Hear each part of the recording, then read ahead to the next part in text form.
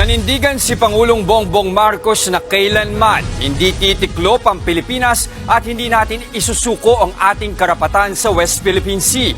Nagbabala rin siya sa China, oras na lumala ang tensyon at may namatay na Pilipino. Nasa frontline ng balitang yan, si Gerard de la Peña. Cannot allow anyone. Matapang ang naging talumpati ni Pangulong Bongbong Marcos sa Shangri-La Dialogue ng International Institute of Strategic Studies o IISS sa Singapore. Ipinahayag niya sa harap ng international community ang paninindigan ng bansa sa ating karapatan sa West Philippine Sea. Binigyang diin ni Pangulong Marcos na matagal lang naitalaga kung hanggang saan ang ating teritoryo na pinagtibay pa ng mga kasunduan at batas tulad ng 1982 United Nations Convention on the Law of the Sea o UNCLOS, pati na ang naipanalo nating arbitral ruling noong 2016. Kaya giit niya, may legal na basihan ang territorial claim ng Pilipinas. The lines that we draw in our waters are not derived from just our imagination, but from international law. The life-giving waters of the West Philippine Sea flow in the blood of every Filipino. We cannot allow anyone to detach it from the totality of the maritime domain that renders our nation whole. Pangako pa ni Pangulong Marcos. As President, I have sworn to this solemn commitment from the very first day that I took office. I do not intend to yield. Filipinos do not yield. Sakali umanong mas lumala pa ang tensyon sa West Philippine Sea, tatawagin na raw ng Pilipinas sa mga kaalyado nitong bansa tulad ng Amerika kung saan mayroon tayong Mutual Defense Treaty. Nang matanong kung ano ang magiging trigger o mitya nito, ang sagot ng Pangulo.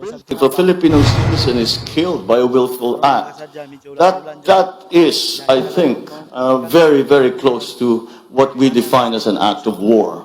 And therefore, we will respond accordingly. Nagkaroon din ng bilateral meeting si Pangulong Marcos sa Prime Minister ng Lithuania.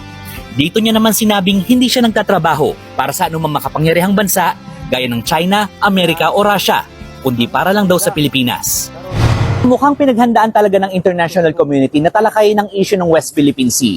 Bago pa kasi magsimula ang keynote speech, si Pangulong Bongbong Marcos ay may nakausap namang opisyal ng pamahalaan natin. At marami sa kanila nagpahayag ng pagsuporta sa Pilipinas sa usapin ng agawan ng teritoryo.